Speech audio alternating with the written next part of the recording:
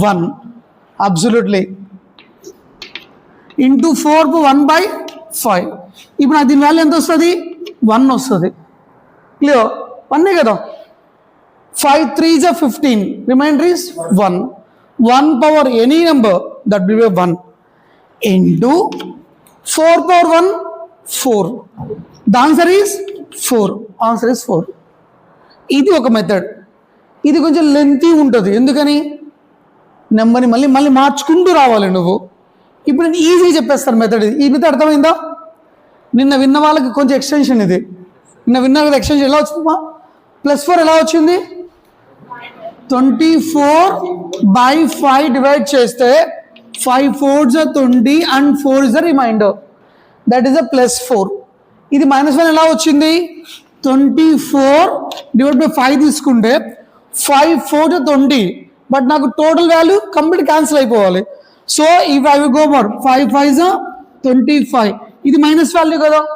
It's a big number. The value is -1. -1 +4. +4 is there, -1 is there. -1 అనే word ఎందుకు తీసుకుంటాను అంటే మన క్యాల్కులేషన్ ఈజీగా ఉండడం కోసం. ఇప్పుడు నేను 4th ఎన్ని స్టెప్లు వేసుకున్నామా? మార్చుకుంటూ రావాలి కదా ఇన్ని స్టెప్స్. ఇప్పుడు I will go for minus values. Any doubts? ఇది ఎలా మార్చుకోవాలి తెలుసా? మనకు 1 వచ్చేందుకు మార్చుకుంటూ పోవాలి. చాలా టైం తీసుకుంటుంది ఇది, చాలా టైం తీసుకుంటుంది. దాని బదులు ఐ విల్ గో డైరెక్ట్లీ -1 తీసుకుంటే I will go direct -1. -1 whole power 120/5. It is called odd number. So odd number always get the minus value. So minus anything will be the 1. It is a remainder -1 కదా.